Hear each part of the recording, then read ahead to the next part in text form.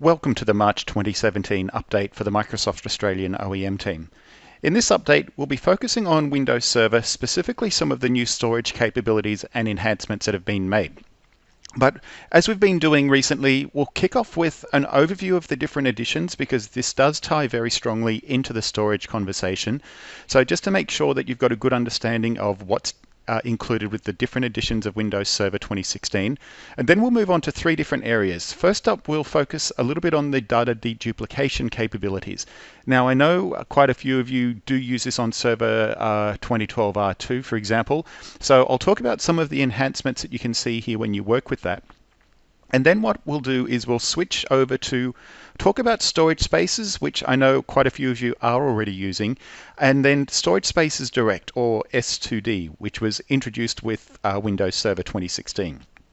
Then we'll move on to Storage Replica, and then just a quick wrap up of some of the different resources that are available for you to help you on your journey to learn more about Server 2016, as well as other activities that are happening in Australia at the moment. So let's jump in and talk about the Server 2016 editions. So if we take a look at the three versions that are sold through the OEM channel, we've got Essentials Edition, which I know a lot of you who deal with small SMB customers with 25 users or less, or 50 devices or less. Essentials sells at a good price point for people who just have got some pretty basic requirements. It's an easy way to get Windows Server deployed. One of the things that is great for SMB environments is that the licenses are actually included with the product. So that 25 users is actually covered by the base license for that product. Now, where would you jump from Essentials to Standard? Well, really the main thing that would start driving that is, well, first of all, let's say you've got 26 users, for example, that would be a great place to start. Or if you're already got a customer who's close to 25 and they're still growing, I'd be a little bit reluctant to put them onto Essentials and then have to go out and buy Standard all over again. But generally with Standard Edition, the conversation is, do you have lightweight virtualization requirements? So at this point with Standard, we need to buy CALs for Standard. We're still covered by the two virtual machines that Standard included previously. But instead of those two virtual machines, if we wanted to use Hyper-V containers instead, that would definitely be something we could use as an alternative. When it comes to Windows Server containers, so the lighter weight version of containers that don't have all the security benefits of Hyper-V containers, we've got the ability to run unlimited server containers across Standard as well as Data Center, as you can see here.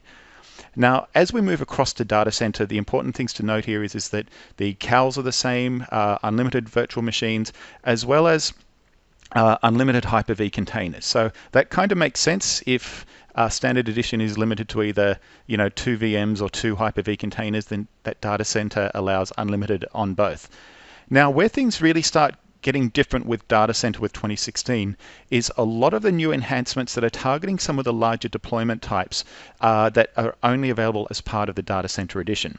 So we'll focus on that top box for today, which is that storage features including Storage Replica and Storage Spaces Direct.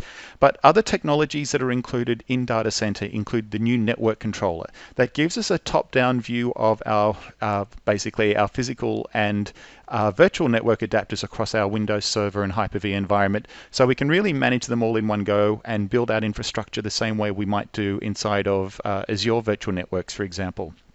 Now, the other option that's included with Data Center is shielded VMs and the Host Guardian service.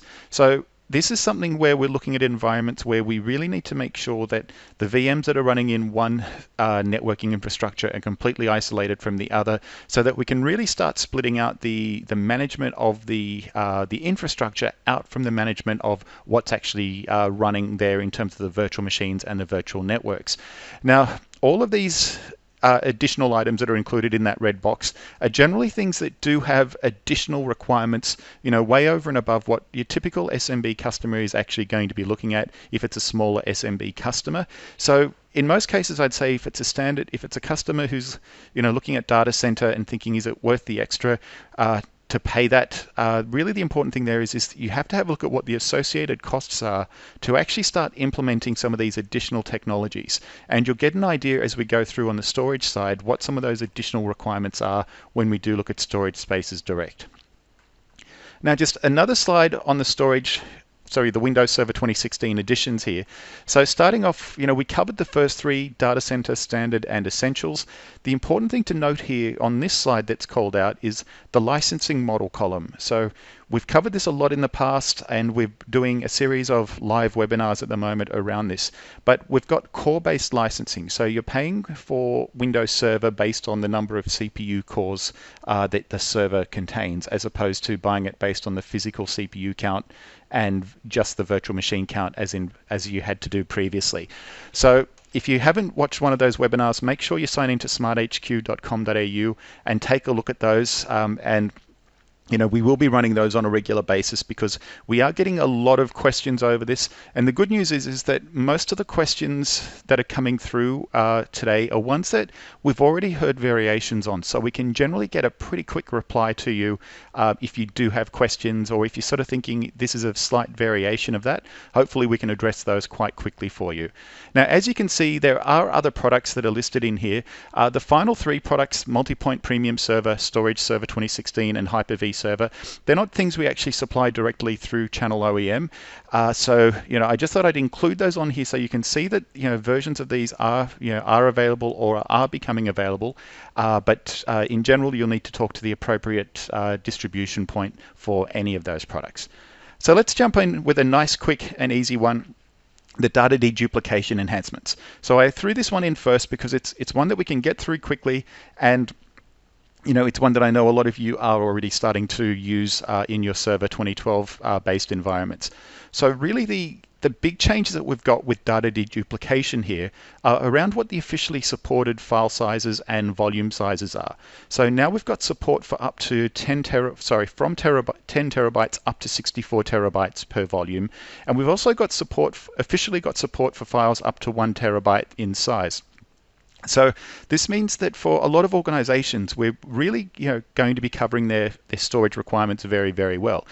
Now, if you're looking at that 64 terabytes and thinking, I'd really like to go above that, remember here we're talking about 64 terabytes per volume. So if you're creating virtual disks, and instead of just creating one huge volume, you could split them out to multiple volumes. So that would be a great way for you to be able to go above 64 terabytes, but still stay within that supported realm of what Microsoft actually allows. As we were going out in October and November for the OEM Roadshow activities for Windows Server 2016, I was having some conversations with people who were saying that they're actually, they didn't realize that 64 terabyte, that there was that 10 terabyte limit in the past, and that they had been using much larger volumes. Now, the thing that you have to bear in mind there is when you do start using larger volumes, it's not the amount of data that's really the critical piece, it's the churn of data. So can the dedupe process actually keep up with new data as it's being written to disk? Now, where this has been addressed with Server 2016 is the next bullet point, which is the multi-threaded support per volume. So this means that we can spawn off multiple threads to go through and work on the data deduplication capabilities. So that's one of the things that allows us to go through and perform these in a much faster time frame. And really allow more churn on data volume on the disk without it falling behind. Now, you'll also see it's multi-threaded per volume. So you could imagine, as you start scaling this up, there could be periods where CPU activity could actually get quite high, especially if you are looking at things like having combinations of NVMe, SSD, and mechanical drives for mass storage. These are things that can actually, as you could imagine, start taking up quite a few CPU cycles, especially with some of those faster storage types. Now, some other enhancements that have been made to data deduplication. So first of all, if you've been looking at Nano Server, the very, very lightweight version of Windows Server for certain workloads, if you install the storage roles with that data deduplication capabilities, it is one of the feature sets that's supported there. You'll also find now with data deduplication in Server 2016 that there's a third option now for what type of volume would you like it to deduplicate. So in the past, the first one was general purpose file server. Then in Server 2012 R2, the VDI scenario was also added. And now you've also got backup server supported as well. So it has slightly different behaviors around different types of files that it will work with by default based on which of those selections you choose. And now the final thing on here, for those of you who are looking at doing cluster upgrades, etc., that one of the new cluster capabilities, the Cluster OS rolling upgrade feature, is actually something that is supported by the data deduplication capability as well. So just letting you know that these different capabilities do work together. So that's really just a quick one when we do talk about, when we're talking about the data deduplication. Now, I have posted previously on the Oz OEM team blog site a few different links to some of the different articles on data deduplication. So things that really drill into more detail around that. And you'll also find in probably one of the links that you found that got you to this video, you should find some additional resources there that really help you figure out, what's going on, how can I start optimizing that. So let's move on now and start talking about storage spaces and storage spaces direct. So if we start off with a conversation about traditional storage, well, what normally happens here is with traditional storage from a Windows side, so if we're talking about Hyper-V, Hyper-V doesn't really care what that back-end storage is, and it's also not that fussed overall via the connectivity through to that back-end storage. Now, that's not saying that you can put anything in place. Obviously, it has to be up to certain technology and performance requirements. But as we go through and start building that out, effectively what we've got is that network connectivity, or maybe, it could be direct attachments. And then inside of that storage array, it might be a SAN, we'll have disks, we'll have raw storage that we can add into that. Now, some of the other approaches that people take for building this out is that some people might build it out using scale-out file servers. So this was something that people were doing with Windows Server 2012 and 2012 R2, and they were running storage spaces on top of that. Now, other people were going through running the network shares through to that, and then they were going through and extending it further and further. Now, one of the things that we start talking about now is, the idea of converged with storage spaces direct. So this way we've got the ability to go through and start having the virtual machines running on top of the same hardware. So effectively the VMs are running on the virtualization host, which can then connect through to our SMB file shares on their scale-out software, and we can start using storage spaces direct down in those local servers.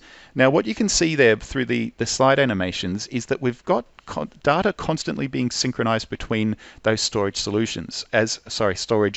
And as we talk through this, you start seeing how these pieces come together. Now, when we go from converged to hyper-converged, this is really where things start getting quite different from the Windows perspective. So this is where we start saying we actually want to start scaling out a server at a time. So in this case, instead of saying we want to scale compute out separately to storage, which is what we do on the previous slide, in this case, we're building out a farm of identical compute and storage nodes. So it's compute and storage in each node. So as we add them in and bring them online, we're increasing disk capacity, and we're also increasing the number of VMs, etc. we can run across that environment. Now, as we start drilling in and taking a look, each of the nodes has got caching and capacity drives. So the way to think about this generally is, the easy way to begin with, the cache drives are going to, in a lot of cases, are going to be SSD or NVMe, and then, or alternatively, then the capacity drives are going to be SSDs or HDD. So in some cases, people might be using SSD as the high performance cache drives, and then hard drives for the potential, for the full potential of maxing out capacity. Or in other environments, people who really need high performance across the board and just don't want mechanical drives anywhere in the solution, they could deploy this out using NVMe as the front end while using SSDs as the capacity devices. So as we keep building this out, what we have here is the destaging cache. So through that animation, you saw that as data started cooling down, we were able to actually go through and move data from that caching tier down to that cooler tier of mechanical storage. So effectively, this means that we can keep it there and then write it out as required, so that basically it gets flushed and flushed in an optimized way to really minimize the overall system impact. This means that those caching devices have always got additional space. They can always take more workload. So if there's bursty activity taking place, it can sort of keep hitting that storage tier without really having a negative impact when it then goes out to the mechanical storage. Now, each of these slabs of data is basically each virtual disk that we create here is broken into 256 megabyte slabs, and then those slabs are then split out across multiple storage spaces direct servers that are in our environment. So in the example that we'll use here, we'll use a three-way mirror. So here you can see I've got virtual disk A at the top and virtual disk B. Now, as we drop those in as three-way mirror disks, we've got the first copy of of disks A and B, but then we've also got the second copy and the third copy of those. So as we keep going through and expanding that, you'll see that we go from 33% efficiency up to 50% efficiency when we get to 4 nodes. And then we can keep scaling out. So when we get to 7 nodes, we get 66% efficiency. What you'll also notice here is that first server with the S on it, we can actually start having, we automatically start adding some additional, or give you the option of having an additional server sitting there basically as the spare server. So while its capacity isn't actually being used, if one of the other systems goes offline, we can start rebuilding, or if we choose to take it offline, we can start rebuilding out based on the additional copies that we still have out on that spare server. Now we can keep scaling up.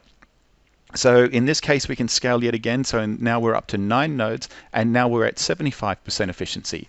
So the important thing to note when we do look at this is that the maximum number of nodes that are actually supported is 16 nodes here.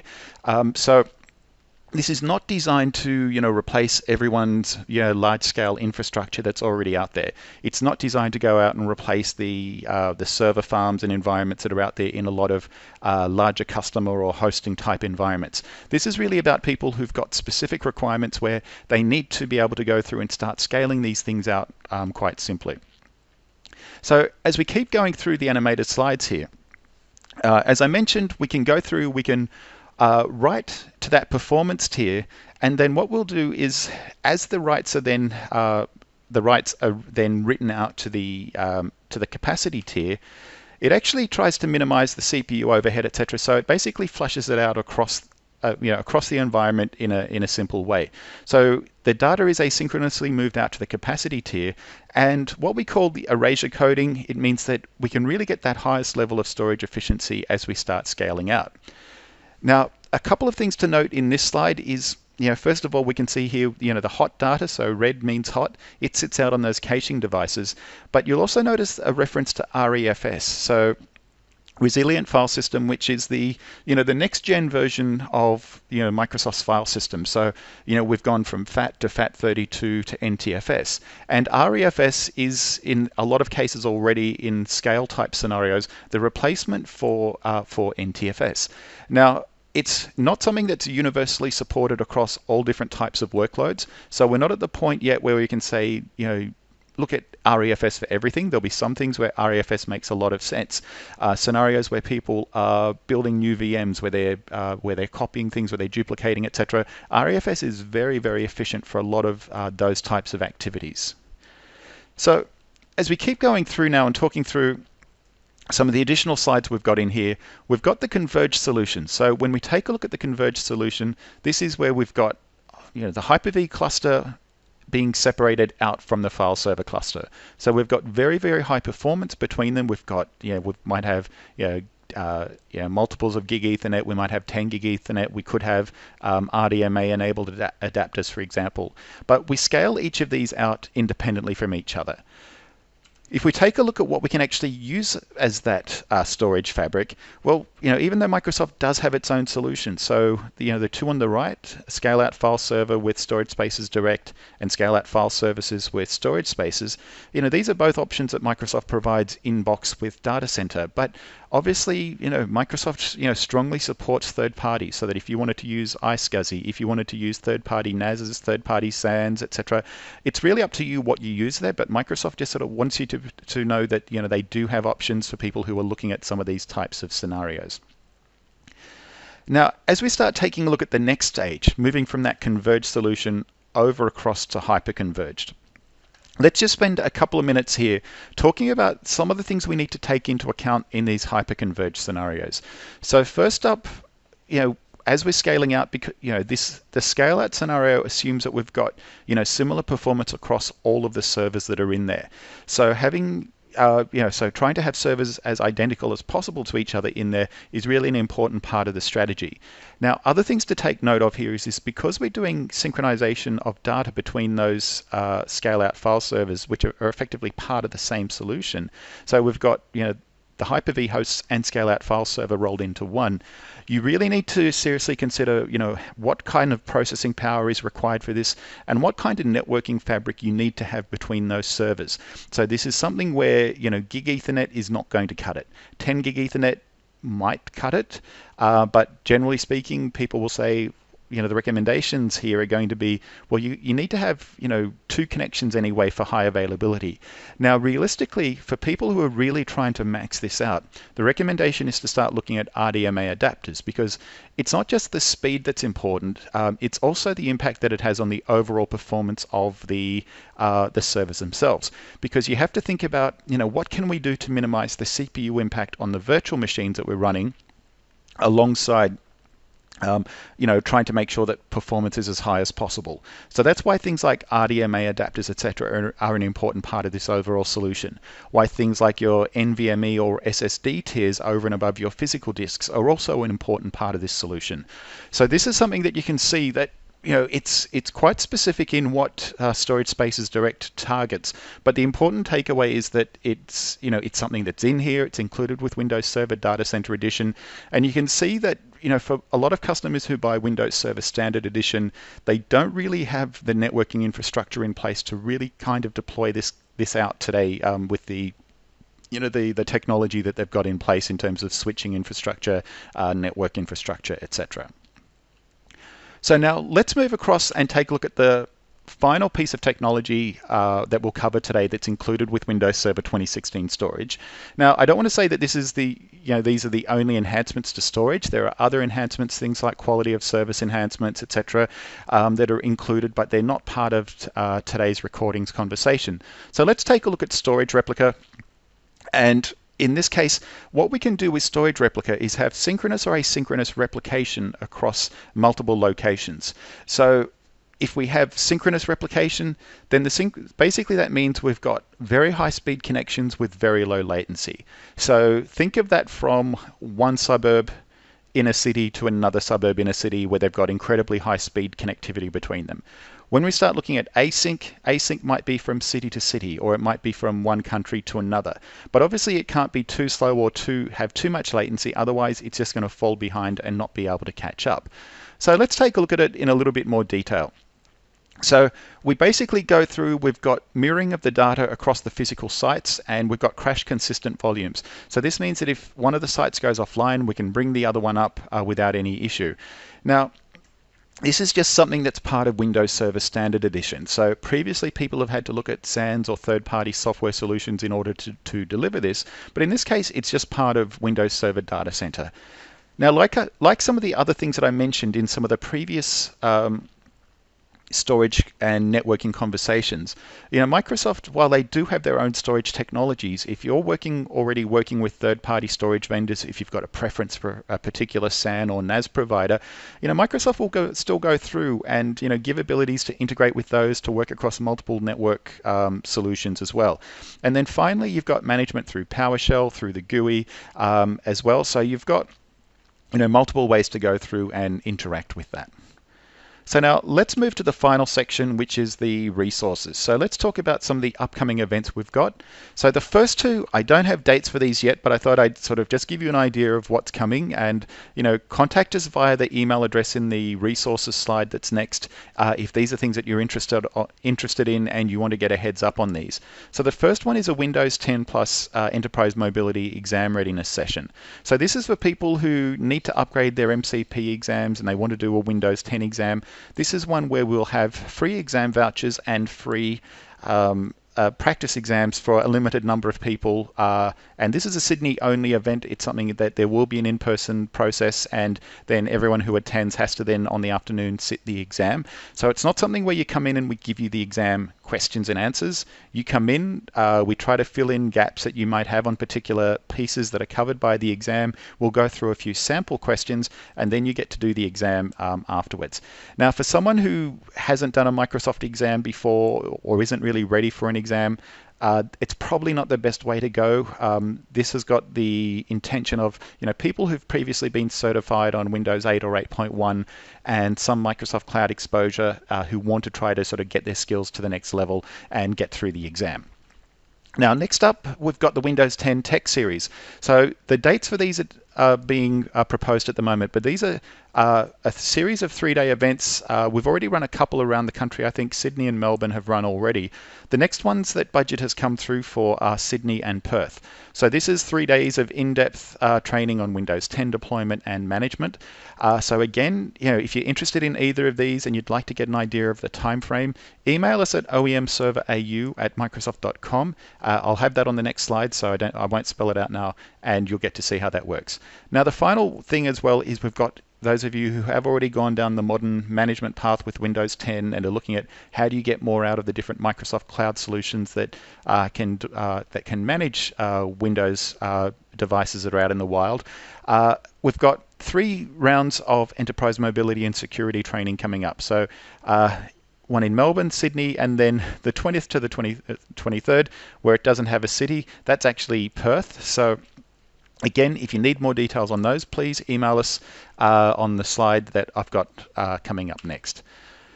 So what resources do we have available for you? So I generally try to sort of push updated information out to the Australia OEM team blog site a couple of times a week. Sometimes it's much more often than that. So right now I'm trying to sort of bring together the best, or not necessarily, I don't mean the best, but I guess the more system builder and OEM oriented sessions that were just delivered at the Australian Ignite session last week.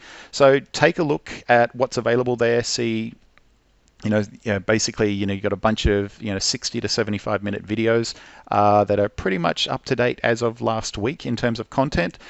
So a great place to take a look and use it as a launch pad for those.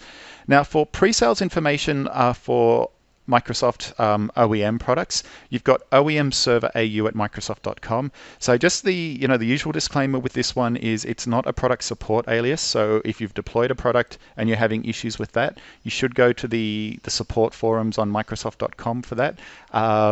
We don't have support engineers who look after this alias, so contacting people via that with a support request, that's not a pre-sales request. It's just going to slow down the support process for you by trying to avoid the appropriate channels. And then finally, we've got Smart HQ. So this has had a revamp recently. So you can go through and take a look at what's up there. We've got new information coming up there all the time.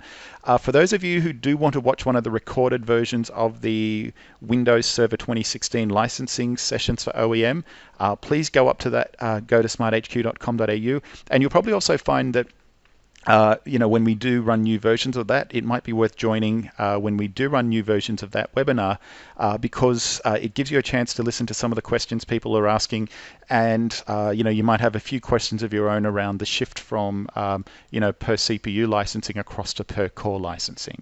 So that's everything for today's recording. So thank you very much for joining us.